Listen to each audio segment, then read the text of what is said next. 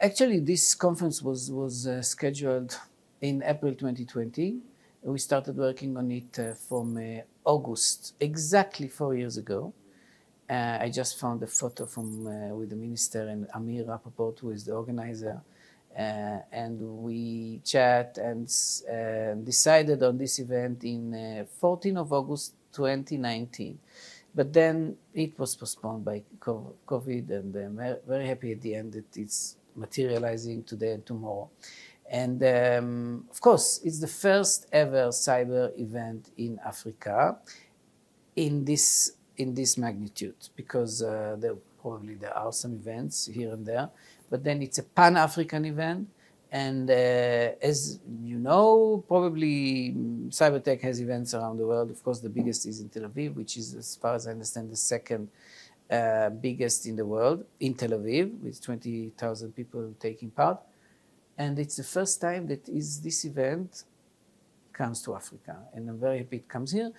And that is because I know Amir personally, and I convinced him that to come to Africa and to come here, because Rwanda is the place for the first event to be.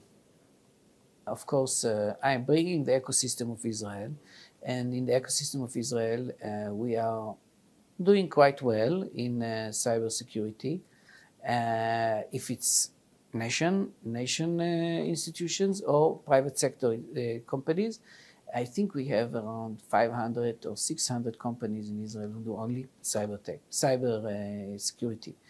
It's a huge number. And of course, by bringing some of them here, share their experience, and the network is going to do the change. I think one of the most important reasons for this conference to be here or anywhere is networking. And from networking, you can have a lot. You can make the difference. One more thing that I think should be mentioned is the Pan-Africanism of this conference. South-South cooperation will bring maybe an inclusive way of looking at cyber security of the countries in the continent, because when you work together, you are more protected.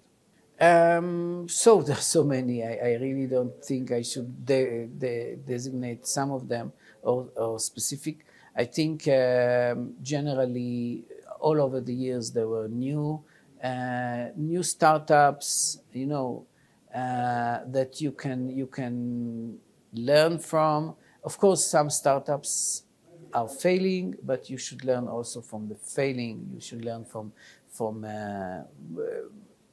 we have about, like, I think 1,200 startups a year.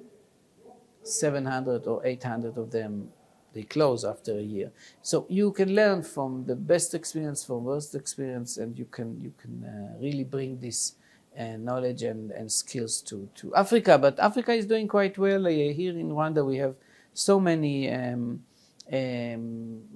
hubs of innovation, and they're doing very well. So this, as I said, relations, bilateral but also multilateral, are important for the safety of countries against the threats. And looking at for example, for regulation, if African countries can do a joint regulations or similar regulations and not have to regulate each country in separately, then it would be much better. It would be much safer for countries. So it's the same as trade, the same as any ISO, any regulations, that if you join forces, you do best. So far, I am very impressed by the number of people who came. I'm very impressed by the content, by the production of the event. Here in Rwanda, we are used to good events, and so I'm not surprised. But of course, it's good that everything is perfect. And so many people registered, so many people came. I know that also students came, even high school students, but also university students came here. They are taking part. They didn't have to pay, which is very important. So it's really open for everyone. And I think it is very impressive. How do I see the future?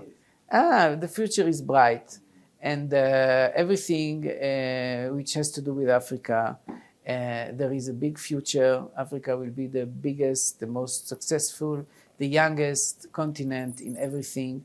And this is the place to come. This is the place to invest because still there is things to do. You know, Europe and America are the old continents. This is the new continent and this is the place to be.